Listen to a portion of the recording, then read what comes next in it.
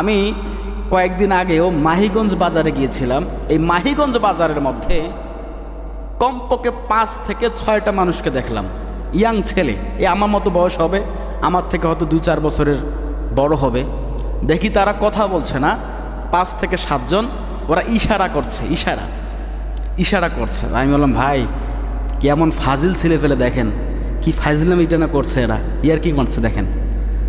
যেখানে মোবাইল সার্ভিসিংয়ে দিয়েছিলাম সেখানে বলছে না ভাই, ওরা ইয়ার কি করে না, ওরা সবাই হচ্ছে বোবা, ওরা কেউ কথা বলতে পারে না।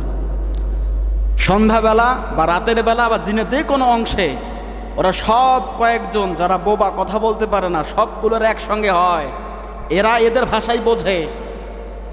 এই জন্য এরা দলবদ্ধ হয়ে ওরা আড্ডা দেয়, কথা বলে, ইশারায় কথা বলে, কিন্তু বাস্তব ওরা কথা বলতে পারে না।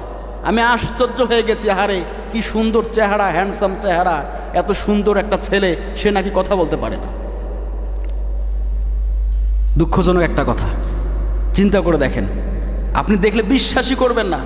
আমি তো আশ্চর্য হয়ে গেছি যে এক জায়গায় এই 5-7 জন ছেলে আবার বোবা। হ্যাঁ, এটাই বাস্তব। আর আপনি আর আমি, আল্লাহ পাক আপনাকে আমাকে বাকশক্তি দিয়েছেন, এই বাকশক্তির বানা ব্যবহার করতে পারবো না? এই বাকশক্তি দিয়ে আমরা কোরআনের সত্য কথাগুলো বলতে পারবো না? আমাদের কণ্ঠকে স্তব্ধ করে দিতে যায় যারা, এটা তো পাক্কা মুনাফিক। আপনার কণ্ঠ, আপনার বাকশক্তি দিয়েছেন কে? আল্লাহ পাক দিয়েছেন। এই জন্য আমাদেরকে আল্লাহ পাকের জমিনে আল্লাহ পাকের কথাই তো বলতে হবে, ঠিক কিনা? বলতে হবে। আল্লাহ পাক রব্বুল আলামিন এই কথাটাই আমাদেরকে জানিয়ে দিচ্ছেন, বিবেককে কাজে লাগাও, বিবেক দেখো। যদি বিবেককে কাজে লাগাইতে না পারো, চতুষ্পদ জানোয়ার থেকেও নিকৃষ্ট ঘোষণা করেছেন আমাদের আল্লাহ। এ সামনে 12 তারিখ, এই 12 তারিখের সিদ্ধান্ত নেওয়ার একটা বিশেষ মুহূর্ত সময়। যদি বাংলার জনগণ ভুল করে, ভুল লোককে জায়গায় বসিয়ে দেয়, সারা জীবন শেষ, মরতে হবে এইভাবে। এর আগেও বললাম, ইমামকে নিযুক্ত করার জন্য, সিলেক্ট করার জন্য কত কিছুই না আপনারা দেখেন। যখন আমি এখানে ইন্টারভিউ দিতে আসলাম, আমি মনে হয় 13 নাম্বার হুজুর, মানে 13 নাম্বারে আমি মনে হয় ইন্টারভিউ দিতে এসেছিলাম, কি 12 কি 13 আমার সঠিক মনে নাই। তবে 3 মাসের পর আমি এখানে এসেছিলাম। এক জুমায় যদি একটা করে খতিব যায়, তো 3 মাসে কয়টা খতিব যায়? কমপক্ষে 3-4টা, 12টা খতিব। তার মধ্যে আমি মনে হয় 12 কি 13 নাম্বারে ছিলাম, আমার সঠিক মনে নেই। এতগুলো মানুষকে আপনারা কেন দেখলেন বলেন তো আমাকে? আমার আগেও যিনি এসেছেন, আমার পরও যারা এসেছেন, তারা কি নামাজ পড়ে নাই?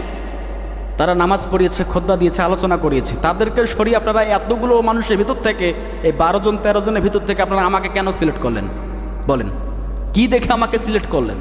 আপনারা অবশ্যই হয়তোবা কমিটির লোকজন বাড়ি পর্যন্ত আমার খবর নিয়েছেন, হুজুরের বাড়িতে চরিত্র কেমন।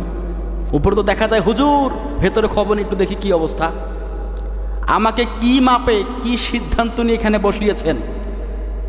অথচ আমি আপনাদের কোনো টাকা নাড়াচাড়া করি? আমার কাছে লক্ষ লক্ষ টাকার কোনো ক্যাশ তহবিল থাকে? কথা বলেন, দেন আপনারা? শুধু দেন কিসের জন্য? এই 2 রাকাত নামাজ পড়াবেন, এই জন্য দেন।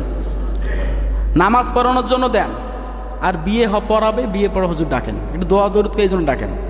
এই মাত্র 2 রাকাত নামাজ পড়ার জন্য আমাকে সামনে দিচ্ছেন, বিয়ে পড়ার জন্য আমাকে রেখেছেন।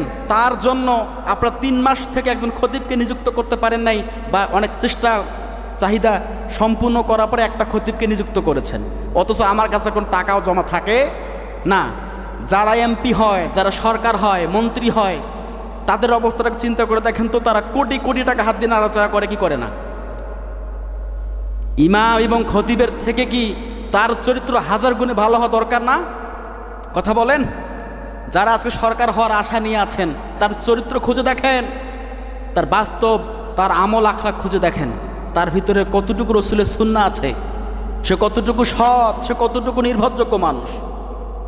আমাদেরকে বলে এবার আমরা কি জান্নাতের টিকিট বিক্রি করি? আহারে, জান্নাতের টিকিট নাকি বিক্রি হয়? জান্নাতের টিকিট বিক্রি করার ক্ষমতা কারো আছে?